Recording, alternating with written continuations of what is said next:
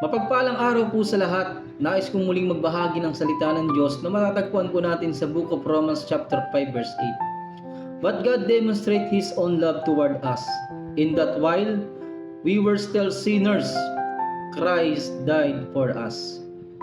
Pinadama at pinatunayan ng Diyos ang kanyang pag-ibig sa atin na kahit tayo'y makasalanan, isinugo niya si Kristo sa sangkatauhan upang ialay ang kanyang buhay upang sa pamamagitan ng kanyang dugo, tayo ay mapawalang sala sa harap ng Diyos at iligtas sa puot ng Diyos.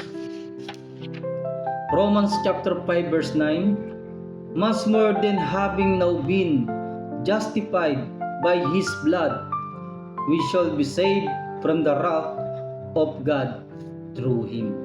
Sapagkat darating ang puot ng Diyos sa sanlibutan, at ang mga taong hindi kumilala sa ating Panginoong Hesukristo, hindi tumanggap bilang Diyos at tagapagligtas sa kanilang buhay, ay kasama sa puot na darating sa sangkatauhan.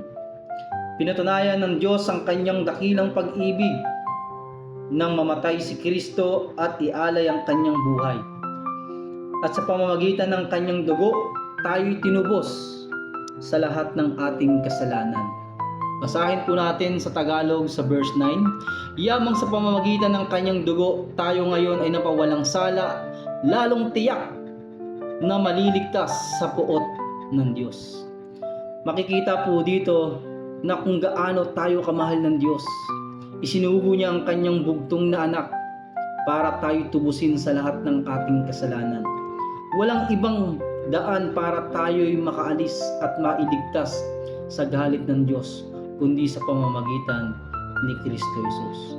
So makikita po natin na kung gaano ang pag-ibig ng Diyos sa sanlibutan. Babasahin po natin sa Book of John chapter 3 verse 16 na ibinigay niya yung kaisa-isa niyang anak para po ito'y maging daan para mailigtas po tayo, sapagkat darating po ang panahon na ibubuhos ng Diyos ang kanyang galit, ang puot sa mga tao na hindi sumunod sa kalooban ng Diyos, sa mga taong nagpatuloy sa kasalanan, kasama ang mga rebelding anghel na nagtaksil sa ating Panginoon. So maraming salamat po mga kapatid, at nais po na iparating ng Diyos na walang ibang daan na tayo po'y mailigtas kundi ang ating Panginoong Hesukristo lamang. Maraming salamat and God bless us all.